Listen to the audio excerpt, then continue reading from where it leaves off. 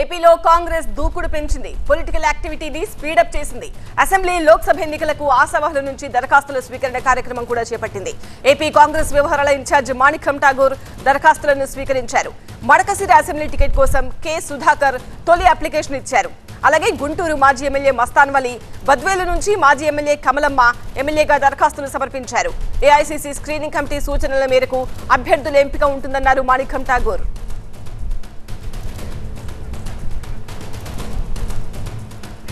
TV9 ప్రతినిధి వసంత్ మరింత సమాచారం అందిస్తారు. వసంత్, ఏపీ కాంగ్రెస్ అప్పుడే అప్లికేషన్ల స్వీకరణ మొదలుపెట్టింది. ఎందుకు ఇంత ఎర్లీగా అండ్ దరఖాస్తుల స్వీకరణకు ఎలాంటి రెస్పాన్స్ వస్తోంది?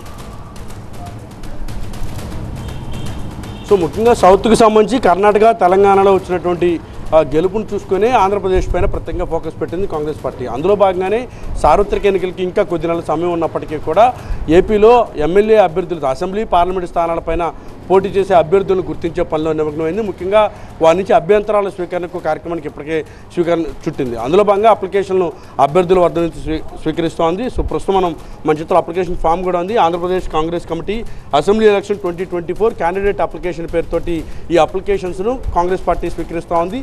ఎవరైతే రాబోయేటటువంటి సార్వత్రిక ఎన్నికల్లో ఎమ్మెల్యే లేదా ఎంపీ అభ్యర్థులుగా బరిలో నిలవాలనుకున్నారో వారి అప్లికేషన్ ఫిల్ చేసి కాంగ్రెస్ పార్టీ కార్యాలయంలో అందజేస్తే కనుక వారికి సంబంధించి ముఖ్యంగా ఏఐసీసీ స్క్రీనింగ్ కమిటీ, అంటే ఎన్నికలకు సంబంధించి ఒక కమిటీ ఉంటుంది. ఆ కమిటీ సూచనల మేరకు వారికి సంబంధించి పోటీ చేసే అవకాశాలు ఉన్నాయా లేవా, వారికి సంబంధించి అవకాశం కల్పిస్తామని చాలా స్పష్టంగా చెప్తోంది. సో తొలి రోజు దాదాపు 70కి పైగా అప్లికేషన్స్ ఎన్నికల్లో పోటీ చేసేందుకు ఇప్పటివరకు ఆంధ్రప్రదేశ్ కాంగ్రెస్ కమిటీకి అయితే వచ్చాయి. ఈ సంఖ్య మరింత పెరిగేటటువంటి అవకాశం ఉంది. కానీ డెడ్లైన్ ఏమీ విధించినప్పటికీ కూడా వైఎస్ షర్మిల ప్రస్తుతం బాధ్యతలు చేపట్టిన తర్వాత ఆంధ్రప్రదేశ్లో కాంగ్రెస్ పార్టీ క్రియాశీలకంగా వ్యవహరించాలని భావిస్తోంది. అందులో భాగంగానే ఏఐసీసీకి సంబంధించిన కీలక నేతలు కూడా వరుసగా ఏపీలో పర్యటిస్తున్నారు. గతంలో ఉమెన్ చాందీ ఆయన ఏఐసీసీ పరిశీలకులుగా ఉన్నా కూడా గతంలో వరుసగా పర్యటనలు చేస్తున్నారు. కానీ ఇటు కర్ణాటక, తెలంగాణ ఎన్నికల ఊపు తర్వాత పూర్తిగా ఏపీ పైన కాన్సన్ట్రేషన్ కాంగ్రెస్ పార్టీ చేసింది. ఇదిలా ఉంటే 2014, 2019 సార్వత్రిక ఎన్నికల్లో కాంగ్రెస్ పార్టీ పూర్తిగా కనుమరుగైపోయింది. కాంగ్రెస్ పార్టీ పూర్తిగా ఏపీలో తుడిచిపెట్టుకుపోయింది. ఈ నేపథ్యంలో ప్రస్తుతం ఏపీలో జరిగిన తాజా రాజకీయ పరిణామాలు, ముఖ్యంగా ఇటు తెలంగాణలో ఏ రకంగా అయితే తెలుగుదేశం, ఇటు తెలంగాణ రాష్ట్ర సమితి కావచ్చు, అలాగే బీజేపీకి సంబంధించి వ్యతిరేకంగా ఏ రకంగా కాంగ్రెస్ పార్టీ పనిచేసి విజయం వైపు అడుగులు వేస్తుందో అదే స్థాయిలో ఇక్కడ తెలుగుదేశం, ఇటు వైసీపీ అలాగే బీజేపీలకు వ్యతిరేకంగా పనిచేయాలని కాంగ్రెస్ పార్టీ భావిస్తుంది. అందులో భాగంగానే ఇప్పుడున్నటువంటి త్రిముఖ రాజకీయ పోరులో తమకు కలిసి వచ్చే అటువంటి అవకాశాలు ఉన్నాయని కాంగ్రెస్ పార్టీ భావిస్తోంది. సో ఇప్పుడు ప్రస్తుతం అందులో భాగంగానే అభ్యర్థులకు సంబంధించినటువంటి అంశంపైన ప్రధానంగా ఫోకస్ పెట్టింది. ఎవరైతే సార్వత్రిక ఎన్నికల్లో పోటీ చేసేందుకు సిద్ధంగా ఉన్నారో వారికి సంబంధించి అప్లికేషన్ స్వీకరణ చేపట్టింది. ఈ అప్లికేషన్స్లో కాంగ్రెస్ పార్టీకి సంబంధించి వారికి ఉన్నటువంటి సభ్యత్వం ఏంటి, గతంలో ప్రజాప్రతినిధులుగా పనిచేశారు లేదా, పార్టీలో ఏ పార్టీలో పనిచేశారు, వారు చేసినటువంటి పోరాటాలు ఏంటి, సాధించినటువంటి విజయాలేంటి, ప్రజల్లో వాళ్ళకు ఉన్నటువంటి స్టేచర్ ఏంటి, ప్రజలు వారిని ఏ రకంగా స్వీకరిస్తారనేటువంటి అన్ని అంశాలతో కూడిన క్వశ్చన్ కూడా ఈ అప్లికేషన్లో సిద్ధం చేశారు. సో వీటికి సంబంధించిన ప్రక్రియ మొత్తం కూడా కొనసాగుతూనే. కాంగ్రెస్కి సంబంధించినటువంటి ఎన్నికల కమిటీ వచ్చిన తర్వాత ఈ అభ్యర్థులకు సంబంధించినటువంటి ఫిల్టర్ చేసి వారికి సంబంధించి ఖరారు చేసేటువంటి అవకాశం అయితే ఉంటుంది. ఇటుక తెలంగాణ భూ సమస్యలు, ధరణి పోర్టల్లో లోపాలపై కోదండరెడ్డి నేతృత్వంలోని కమిటీ ఫోకస్ పెట్టింది. సచివాలయంలో 5 జిల్లా కలెక్టర్లతో ధరణి కమిటీ సమావేశమైంది. ధరణితో పాటు రెవెన్యూ వ్యవస్థలోని లోపాలకు అధికారుల్ని బాధ్యులు చేయడం సరికాదని పలువురు కలెక్టర్లు కమిటీ దృష్టికి తీసుకెళ్లారు. ఏ ప్రాంతాల్లో ధరణి సమస్యలున్నాయి, వాటి నివారణ చర్యలకు సంబంధించి కలెక్టర్లతో 7 ప్రధాన అంశాలపై చర్చలు జరిగాయి. కలెక్టర్ల నుంచి పలు సూచనలు స్వీకరించింది కమిటీ. ధరణితో పాటు రెవెన్యూ వ్యవస్థలోని లోపాలకు తమను బాధ్యుల్ని చేస్తున్నారని కలెక్టర్లు ఆవేదన వ్యక్తం చేశారు. కోర్టు పరిధిలోని అంశాలకు బాధ్యుల్ని చేయడం సరికాదని కమిటీ దృష్టికి తీసుకెళ్లారు. వాస్తవ పరిస్థితుల్ని కమిటీకి వివరించారు. సిద్దిపేట, రంగారెడ్డి, నిజామాబాద్, వరంగల్, ఖమ్మం జిల్లాల కలెక్టర్లు ఈ సమావేశంలో పాల్గొన్నారు. ప్రతినిధి శ్రవణ్ ఉన్నారు మరింత సమాచారం అందించడానికి. శ్రవణ్, ప్రధానంగా ఆ 7 పాయింట్లు ఏంటి, నెక్స్ట్ కమిటీ ఏం చేయబోతోంది?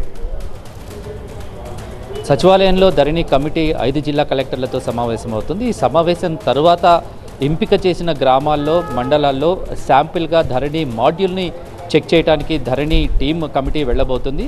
ఏ ప్రాంతాలకు వెళ్ళబోతుంది అనేది మరికొద్దిసేపట్లో సమాచారం వచ్చే అవకాశం ఉంది. ఇక ప్రధానంగా ధరణి కమిటీ 5 జిల్లా కలెక్టర్లకి కొన్ని పాయింట్లు ఇచ్చి కొంత సమాచారంతో రావాలని ఇచ్చింది. 7 అంశాలతో కూడిన ఒక లెటర్ని పంపించి దీనికి సంబంధించిన సమాచారంతో రావాలని ప్రధానంగా చెప్పింది.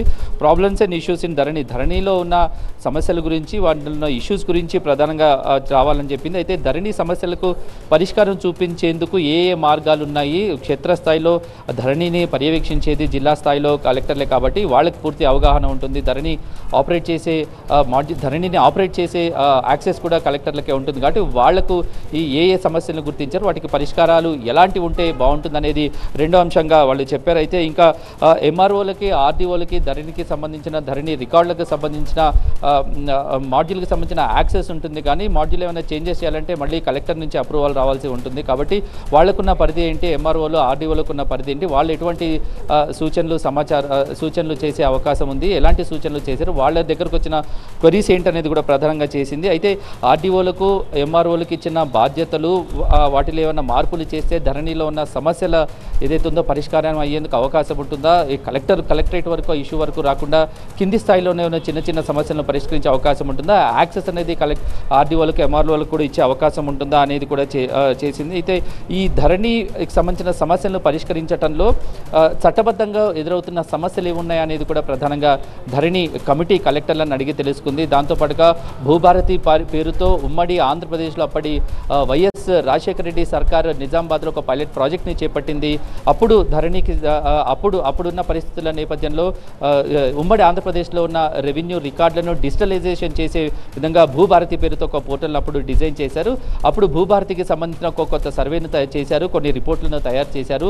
అందులో రెవెన్యూకి సంబంధించిన అలాగే అటవీ శాఖకు సంబంధించిన భూములు ఏమున్నాయి, వాటి సమస్యలు ఏమున్నాయి, ఆ సమస్యలను గుర్తించారు. సమస్యలకు కొంతమేర పరిష్కారాన్ని కూడా చూపించారు, కొన్ని గైడ్ లైన్స్ కూడా ఇచ్చారు. అప్పుడు భూభారతి అనే ఏదైతే పోర్టల్ అప్పుడు డిజైన్ చేశారు కొంతమేర పరిష్కారాన్ని చూపించింది. కాబట్టి దాని ఫైండింగ్స్ ఏమున్నాయి, దాని రిపోర్ట్స్ ఏమున్నాయి, దాని ఫ్యాక్ట్స్ ఏమున్నాయి, అందులోని అంశాలు ఏవైనా ధరణిలోకి అప్లై చేసే అవకాశం ఉంటుందా, ఇలా పూర్తిగా ధరణి కమిటీ ఉదయం నుంచి జిల్లా కలెక్టర్లతో సమావేశమవుతుంది. దీంతో పాటు కూడా అన్ని జిల్లా కలెక్టర్లతో వీడియో కాన్ఫరెన్స్ నిర్వహించినట్టుగా కూడా తెలుస్తోంది.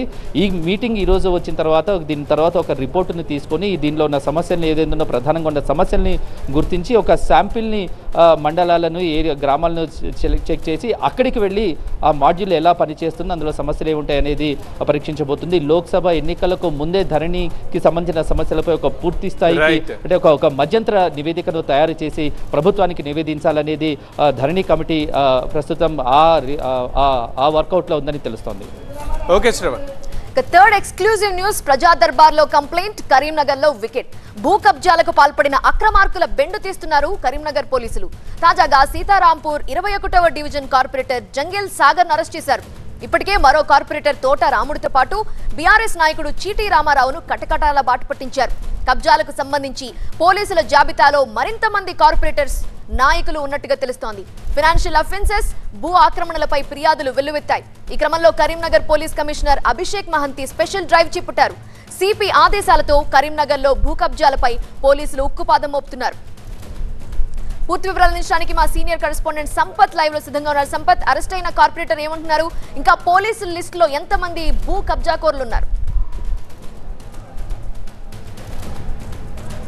ముఖ్యంగా పోలీసులు అయితే భూ కబ్జాదారులపైన కూడా జల్పిస్తున్నారు. ఈ 15 రోజుల్లోనే 2 కార్పొరేటర్లను అరెస్ట్ చేశారు. మరొక 4 కార్పొరేటర్లపైన విచారణ చేపడుతున్నారు. ఇప్పటివరకు సుమారుగా 180 ఫిర్యాదులు పోలీసులకు వచ్చాయి. ఆ ఫిర్యాదులు కూడా పూర్తి స్థాయిలో కూడా విచారణ చేపట్టిన తర్వాతనే అరెస్ట్ చేస్తున్నారు. 6 రోజుల క్రితము కార్పొరేటర్ తోట రాముల్ని అరెస్ట్ చేశారు. అదేవిధంగా ఈరోజు మరొక కార్పొరేటర్ జంగిలి సాగర్ని కూడా అరెస్ట్ చేశారు. అంటే వీరిపైన వివిధ రకాల భూ వివాదాలు ఉన్నాయి. అంతేకాకుండా గతంలో వీరంతా కూడా బెదిరించి భూమిని ఆక్రమించుకున్నట్టు కూడా ఫిర్యాదుదారులు పోలీసులకు ఫిర్యాదు చేశారు. దీంతో పోలీసులు లోతుగా విచారణ చేపట్టారు. ప్రస్తుతానికైతే 2 అరెస్ట్ చేసినప్పటికీ మరొక 4 కార్పొరేటర్ పైన కూడా లిఖితపూర్వకంగా కొంతమంది ఫిర్యాదు చేశారు. వారిపైన కూడా విచారణ చేపడుతూ నిజంగా తేలితే వారిపైన అరెస్ట్ చేస్తున్నారు. అరెస్టు చేయడమే కాకుండా కఠినమైన సెక్షన్స్ కూడా పెడుతున్నారు. వాళ్ళు బెయిల్ రాకుండా కూడా అన్ని చర్యలు తీసుకున్నారు. ఎవరైతే భూ ఆక్రమణకి పాల్పడుతున్నారో వారికి ఖచ్చితంగా జైలు శిక్ష పడే విధంగా కూడా వివిధ రకాల ఎవిడెన్స్ కూడా సేకరించే పనిలో నిమగ్నమయ్యారు. మొత్తానికి కరీంనగర్ సిపి పరిధిలో ఇప్పటివరకు 150 ఫిర్యాదులు అందాయి. అధికంగా అందులో గతంలో అధికార పార్టీ గతంలో ఉన్న బీఆర్ఎస్ సంబంధించిన పార్టీ ముఖ్య నేతలు ఉన్నారు. వీరందరూ కూడా గతంలో పోలీసులు మద్దతు పలికారని కూడా ఆరోపణలు. అయితే గతంలో ఎందుకోసం పోలీసులు కేసు నమోదు చేయలేదు, శాఖాపరమైన చర్యలు కూడా పోలీసులు తీసుకున్నారు. సిపి మాత్రం చాలా కఠినంగా ఉన్నారు. ఏ చిన్నపాటి ఫిర్యాదు వచ్చినా లోతుగా విచారణ చేపట్టి వెంటనే అరెస్ట్ చేస్తున్నారు. ఇప్పటికే 2 కార్పొరేట్ అరెస్ట్ చేసిన నేపథ్యంలో మిగతా కార్పొరేట్ మాత్రం భయపడే పరిస్థితి కనబడుతుంది కరీంనగర్ జిల్లాలో. Right Sampath, thank you. The super exclusive news చూస్తే హైదరాబాద్ కా షాన్ గోల్కొండ కోట ఇవాల్టి నుంచి మరింత కలర్ఫుల్ గా కనువిందు చేయనుంది. చరిత్రను కళ్ళకు కట్టేలా గోల్కొండ ఫోర్ట్లో సరికొత్త సౌండ్ అండ్ లైట్ సిస్టమ్ ఏర్పాటు చేసింది కేంద్ర ప్రభుత్వం. అంతర్జాతీయ స్థాయిలో పర్యాటకుల్ని ఆకర్షించేలా హై అండ్ టెక్నాలజీతో మ్యూజికల్ లైటింగ్ షోను అప్గ్రేడ్ చేశారు.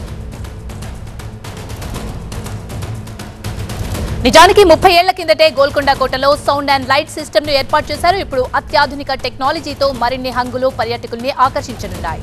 వీకెండ్ లో సౌండ్ అండ్ లైట్ షోలో తెలుగు, హిందీ, ఇంగ్లీష్ భాషల్లో గోల్కొండ చరిత్రను కళ్ళకు కడతారు. ఈ కార్యక్రమం 30 నిమిషాల 2 సెకండ్ల పాటు కొనసాగనుంది. ఇదే అంశానికి సంబంధించి మరింత సమాచారాన్ని మా ప్రతినిధి విద్యాసాగర్ అందిస్తారు. విద్యాసాగర్, గోల్కొండ అంటేనే దాని speciality sound system. 30 years back light and sound system introduce చేశారు. మరి ఇప్పుడు లైట్ అండ్ సౌండ్ సిస్టమ్ ఎలా ఉండబోతుంది? డెఫినెట్గా చారిత్రక గోల్కొండ కోట సరికొత్త హంగులను అద్దుకోబోతుంది. ముఖ్యంగా 30 ఏళ్ల క్రితం ఏదైతే లైట్ షో ఉందో దాన్ని అప్గ్రేడ్ చేసి ఇప్పుడు లైట్స్ అండ్ సౌండ్ సిస్టమ్తో కొత్తగా చారిత్రక గోల్కొండ కోట చరిత్రను ఇక్కడికి వచ్చేటువంటి పర్యాటకులకు చెప్పే దిశగా కూడా ఏర్పాట్లు చేశారు. మనం చూడొచ్చు గోల్కొండ కోట అంటే ఆ నైట్ మోర్లో లైటింగ్ ఎఫెక్ట్స్ తోటి అత్యద్భుతంగా కనిపిస్తుంది. దాదాపు రోజువారీగా 2000 నుంచి 3000 మంది సందర్శకులు ఈ గోల్కొండ కోటను సందర్శిస్తారు. దేశ విదేశాల నుంచి వచ్చేటువంటి టూరిజం ఎవరైతే ఉంటారో వారందరినీ కూడా అట్రాక్ట్ చేసేందుకు మరింతగా భావి తరాలకు కూడా గోల్కొండ చారిత్రక కోట వైభవాన్ని చాటి చెప్పడంతో పాటు 11వ శతాబ్దం నాటి నుంచి చారిత్రక వారసత్వ సంపదగా కొనసాగుతున్నటువంటి ఈ గోల్కొండ వైభవాన్ని ప్రతి ఒక్కరికి తెలియజేసేలాగా కూడా కొత్తగా లైట్స్ అండ్ సౌండ్ సిస్టమ్తో ఏర్పాటు చేశారు. ఒక ఇల్యూమినేషన్ తోటి హై రెజల్యూషన్ ఉన్నటువంటి ప్రొజెక్టర్స్ కావచ్చు, లైట్ సిస్టమ్స్ కావచ్చు, సౌండ్ సిస్టమ్ కావచ్చు, అత్యాధునిక టెక్నాలజీని దానికి అటాచ్ చేస్తూ కొత్తగా మొత్తం కూడా 30 ఏళ్ల నాటి సౌండ్ సిస్టమ్ను లైటింగ్ షో అంతా కూడా అప్గ్రేడ్ చేశారు. ప్రస్తుతం దాన్ని మరి కాసేపట్లోనే కేంద్ర మంత్రి కిషన్ రెడ్డి, అదేవిధంగా ఎంపీగా ఉన్నటువంటి విజేంద్ర ప్రసాద్, సినీ నటుడు చిరంజీవితో పాటు మరికొంతమంది ఆర్కియాలజికల్ సర్వే ఆఫ్ ఇండియా అధికారులు పాల్గొని దాన్ని ప్రారంభించబోతున్నారు. ప్రతి వీకెండ్లో కూడా దాదాపు 6000 మంది సందర్శకులు వస్తారు. వారందరినీ కూడా ఈ లైట్ అండ్ సౌండ్ సిస్టమ్ అంతా కూడా అలరించబోతుందంటూ కూడా చెప్పొచ్చు. Thank you Vidyasagar. ఇది 585 చూస్తూనే ఉండండి టీవీ 9.